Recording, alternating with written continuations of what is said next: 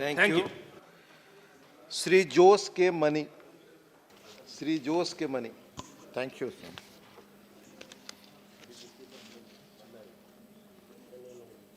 This President's speech has failed to touch on the very apparent economic slowdown facing the nation.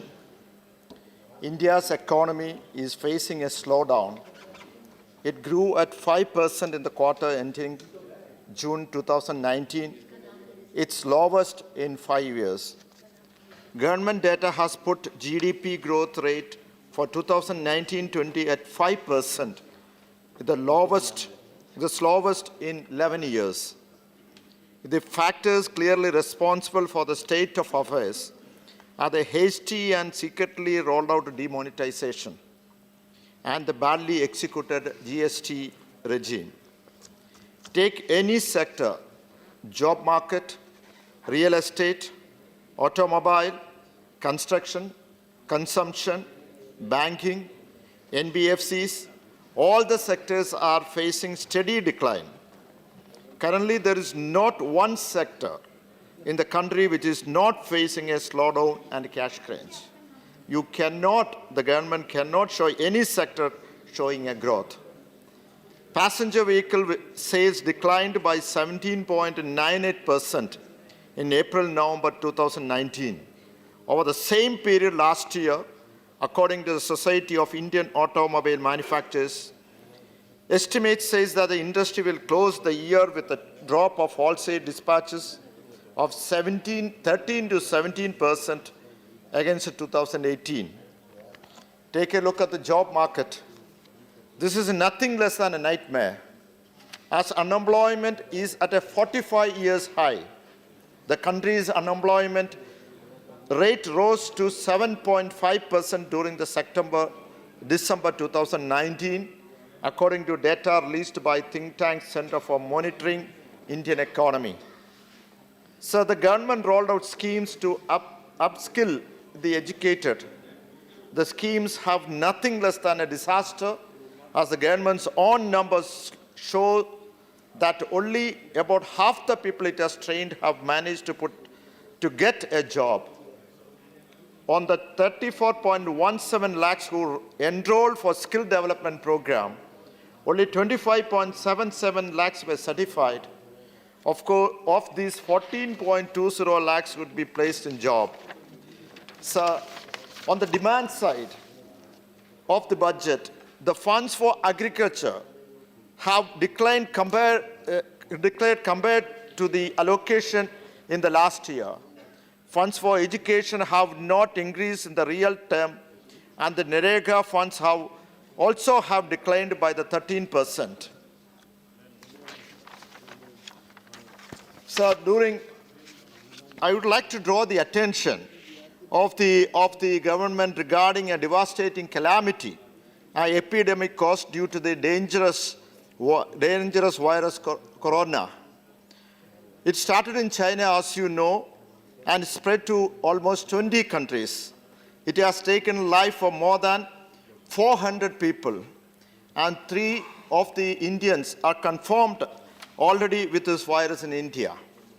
So in Kerala, we find a huge number of migrants.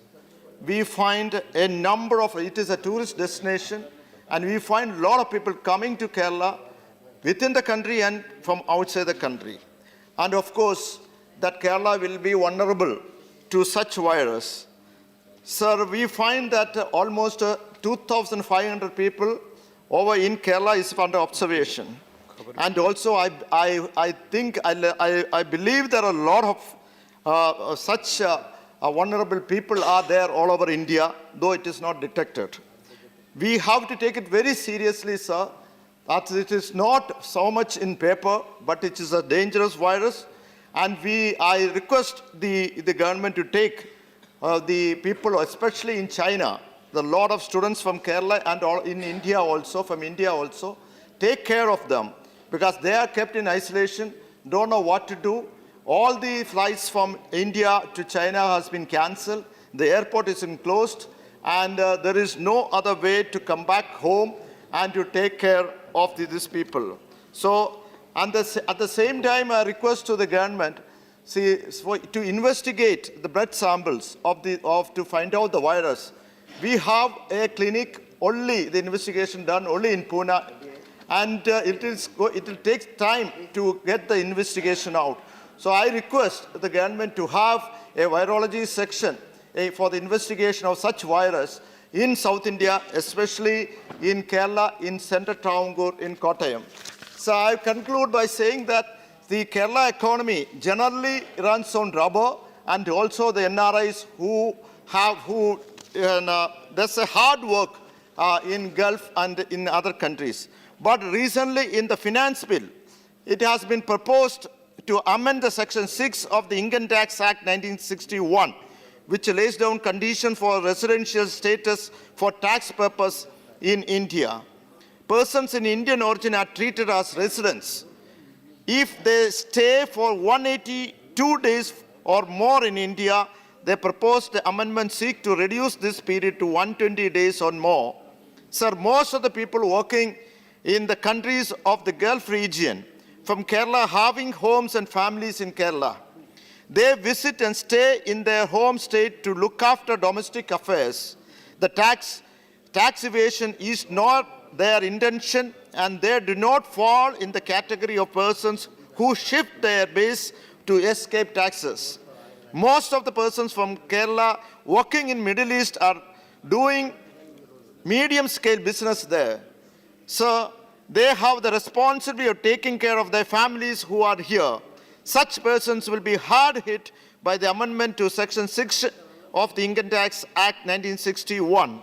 So the proposed reduction of the period from 1982 days to more than 120 days more is likely to adversely affect the professionals leaving for employment in areas like oil rigs who will be in India off their duty after the period of hazardous work schedule. Sir, I'd conclude by saying that, sir, we have no dispute that the disclosure income of those who transfer money to tax havens has to be bought within the tax net, and the government should utilize such tax proceeds for social welfare programs.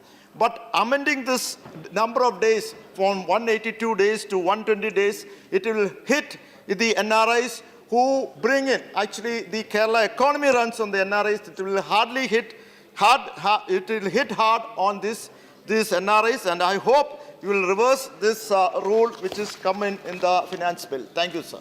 Thank you.